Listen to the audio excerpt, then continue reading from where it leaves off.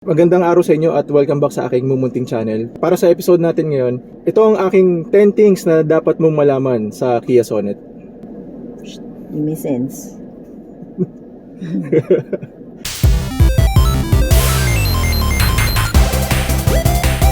Magandang araw sa inyong lahat at welcome back sa aking mumunting channel. Una sa lahat, gusto ko muna i-take uli ang opportunity na to para magpasalamat sa mga nag-subscribe sa aking channel. Malaking bagay po para sa akin yung pag-subscribe nyo, kaya uli, maraming salamat po sa inyong lahat.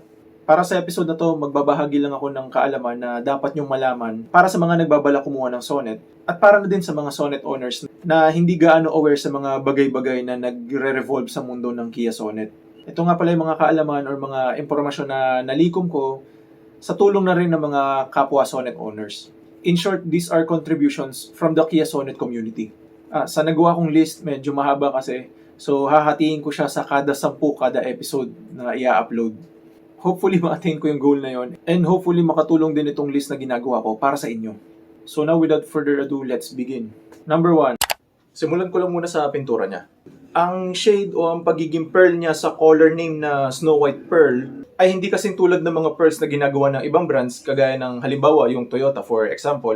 Pag sinabi kasi natin na white pearl or pearl white before, matik ang alam ng mga tao is yan yung mga papunta na sa shade ng nagiging yellowish. Yung kung ano talaga yung mga perlas. Dito sa Sonet, more like magandang metallic white. Hence the name Snow White Pearl. Clarify ko lang na I'm not saying anything na negative about dito. Gusto ko lang maset yung mga proper expectations nyo kasi ultimo kami, tsaka yung ibang mga tao na kakilala ko, akala namin pearl siya tulad nung mga kinalakihan ko. Yung mga mag-additional ka ng bayad na paminsan worth 15,000 pesos para sa premium paint na yun. Tapos yun pala, mali kami. Number 2, GPS or navigation problems. Yung mga nakaka-experience ng navigation problem sa GPS, hindi po si Kia Sonet ang may kasalanan nun. Taga-project or mirror lang ng display ang head unit ng Sonet, pero wala po itong GPS module na included. Madalas phone natin ang may issue. Isa din sa pwede kong maibigay na example is itong Android ko na phone. Kasi most of the time na gamitin ko siya for navigation using wired connection. Nagka-crash lang kagaya nito kapag naaalog yung magnetic cable ko dahil sa hams or lubak. Kasalanan yun ng phone ko na makaka-relate ang mga naka-LG V60 dual screen. Ang tingin ko nga, in a way, parang ecosystem din ng Android is partially to be blamed kasi masyado siyang malawak. Sa iPhone ng misis ko, wala kami gaano na-encounter na problema. Pero take note na lang na ang experience ko or ang experience nating lahat ay pwedeng magkakaiba-iba. Number 3, roof rack limitation due to being for aesthetics only.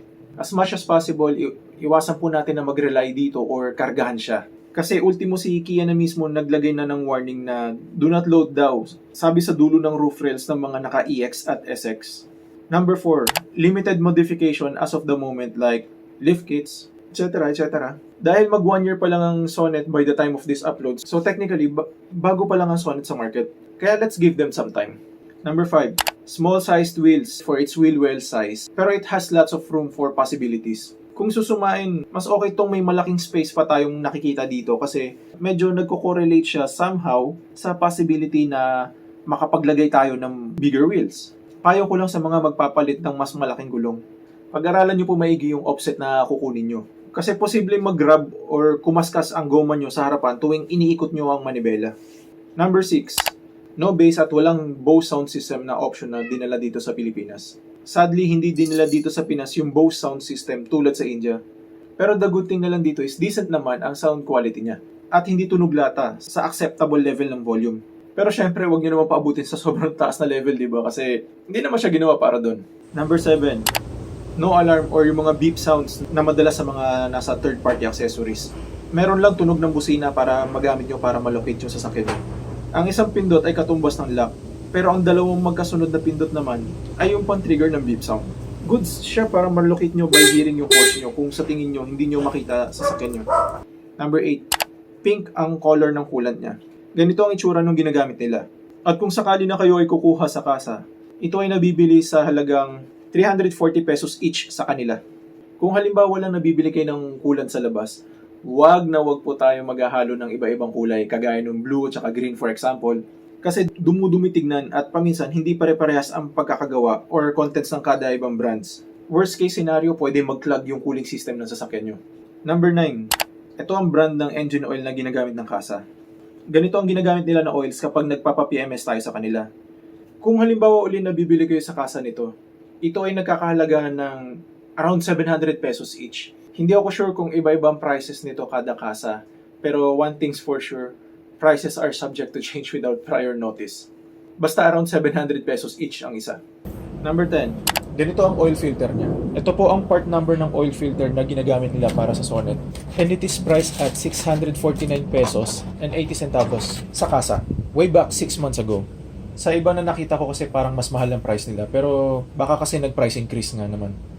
At dyan po nagtatapos ang episode natin ngayon. Hopefully, gaya ng lagi kong hinihiling, sana may natutunan din kayo kahit papaano. Abangan niyo po yung susunod na kabanata. Hanggang part 4 po ang inihahanda ko na paparating.